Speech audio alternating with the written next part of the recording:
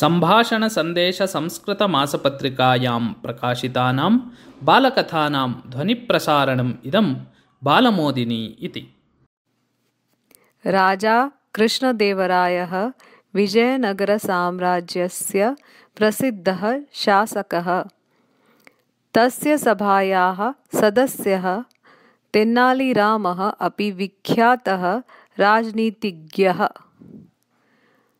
तेन्नालीरामस्य निष्कपटतां दृष्ट्वा राजा कृष्णदेवरायः तस्मिन् स्नेहं विश्वासं च करोति स्म। एकदा राजा रामश्च विहारार्थं नगरस्य कश्चन भागं गतौ।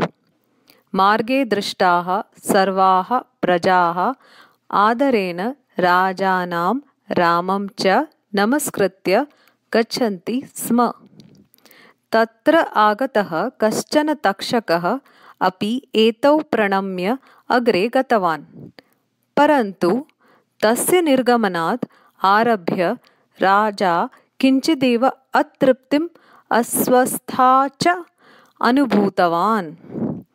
राजभवनं प्राप्य सः रामम् उक्तवान्, तस्य तक्षकस्य दर्शनात् आरभ्य मम मनः खिन्नमस्ति, सन्तोषः पूर्णतया नष्टः इति भाति इति। रामः मौनेन एतत् श्रुतवान्।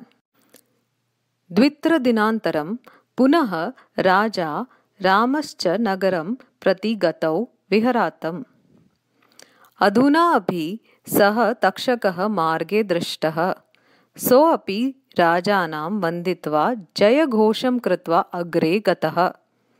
राजभवनं प्राप्य राजा रामं कथितवान्, अद्य अपि सः तक्षकः दृष्टः मया, परन्तु तस्य दर्शनात् अहम् अद्य मुदितः अस्मि। कथमेवं?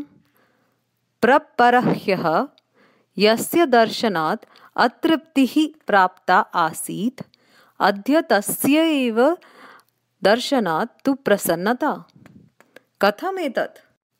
तदा तेन्नालीरामः अवदत्, महाराज, अत्र अस्ति किञ्चन विशेषकारणम्।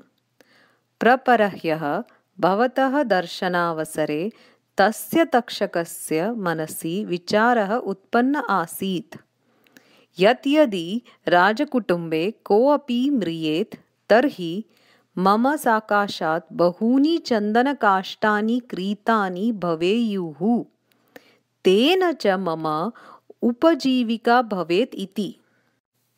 अतः एव भवतः मनसि अप्रसन्नता उत्पन्ना आसीत्। अद्य तु भवतः दर्शनात् पूर्वम् अहं तं तक्षकं सूचितवान् आसम् यत् महाराजस्य जन्मदिनाचरणाय बहवः आसन्दाः निर्मितव्याः।